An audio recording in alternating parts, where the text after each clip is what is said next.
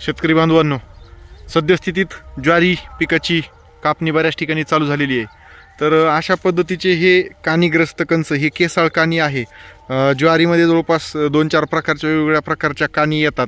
तर त्याच्यातला हा एक प्रकार आहे की ह्याच्यामध्ये कुठल्याही प्रकारचा दाना भरत नाही, नुसतं केसासारखी ग्रोथ जी आहे ते ह्या ठिकाणी आपल्याला ऑब्झर्व होते किंवा ते निदर्शना जे आहे ते येत असते.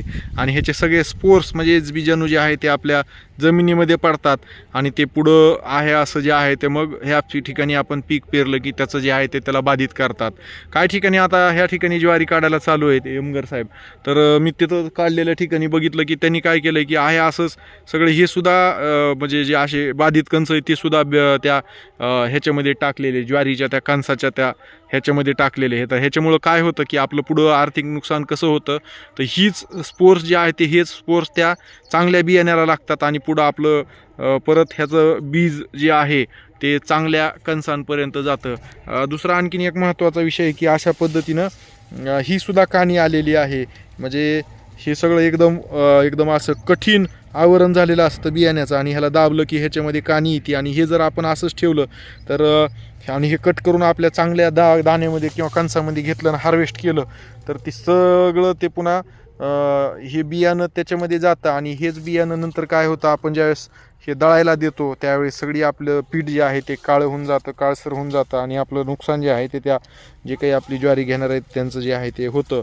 तर हे होऊ नये म्हणून असे जे आहे ते कंस आपल्या ह्याच्यामध्ये घेऊ नका. ही काळजी जी आहे ते आपण सर्वांनी जे आहे ते घेणं गरजेचं आहे.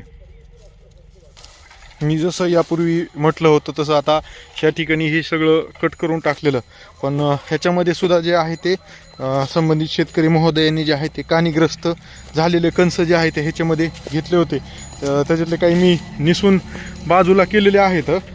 तर हे म्हणजे आपण हार्वेस्टिंग करताना असे बाधित कंस जे आहे ते आपण घेणं चुकीचं आहे. अन्यथा पुढं आपला जो आहे तो ह्या बुरशीजन्य रोगाचा प्रादुर्भाव वाढू शकतो. जसं बघा आता हे जे 3 कंस आहेत तर हे मी उचलून घेतलेले बघा, हे अशा पद्धतीनं हे सुद्धा प्रादुर्भाव झालेला.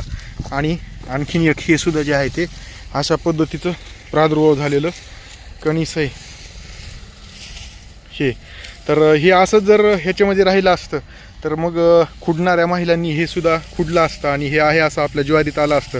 आणि हार्वेस्टिंग झाल्याच्या नंतर जे आहे ते ह्याचं जे आहे ते पुढं सगळी काळी पावडर जी आहे ते चांगल्या पिठामध्ये जी आहे ती गेली असती. तर ती काळजी जी आहे ते आपण घेणं गरजेचं. आणि अशा पद्धतीचं बाधित झालेले कंस जे आहे ते असे शेतामध्ये सुद्धा टाकायचे नाहीत, तर हे जाळून टाकणं जे आहे ते गरजेचं आहे. नाहीतर हे असंच जर पडलं तर ह्याचा युनाकलम जे आहे ह्याची सगळी काळी पावडर आपल्या शेतामध्ये राहते वर्षानुवर्ष आणि पुढं जे आहे ते आपल्या ह्या ज्वारी पिकाचं जे आहे ते त्या ठिकाणी नुकसान होतं आहे.